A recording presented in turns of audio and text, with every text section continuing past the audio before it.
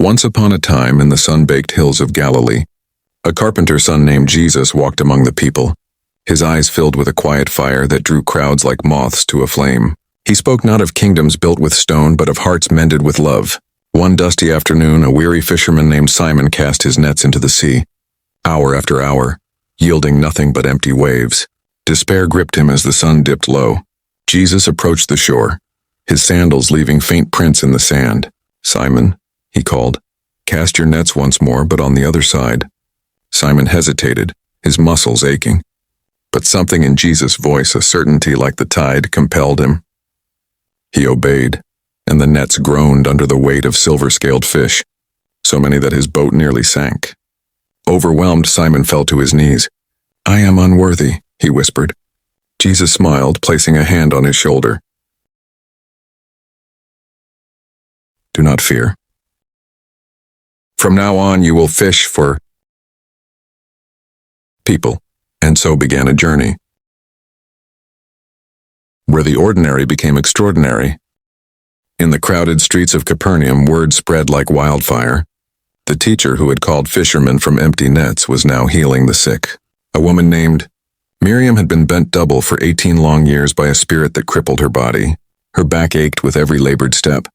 Her eyes had grown accustomed to staring only at the dusty ground beneath her feet. She could no longer look up at the sky or meet the gaze of her neighbors. On this Sabbath day, she heard that Jesus was teaching in the synagogue. With great effort, she pushed through the throng, drawn by a faint hope she could scarcely name. Jesus stood in the center, speaking with authority that hushed the scribes. His long dark hair framed a face full of compassion as his eyes scanned the crowd. Then he saw her, truly saw her, not just her bent form, but the woman beneath the burden, the daughter of Abraham held captive for nearly 2 decades. He called out gently yet clearly, "Woman, you are set free from your infirmity." The crowd parted as she shuffled forward, trembling. Jesus laid both hands upon her twisted frame, gentle as a father's touch, firm as a promise. Immediately strength poured into her bones like warm oil. Her spine straightened. For the first time in 18 years, she stood tall. She lifted her face to the heavens, tears streaming as she cried out, "Praise God!" Joy erupted among the people. They clapped and shouted praise. But the synagogue ruler scowled.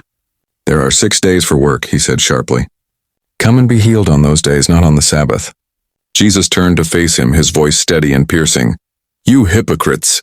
Does not each of you on the Sabbath untie his ox or donkey from the manger and lead it out to water it?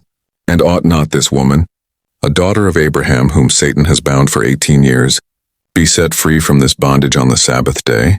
Silence fell like a stone. No one dared answer.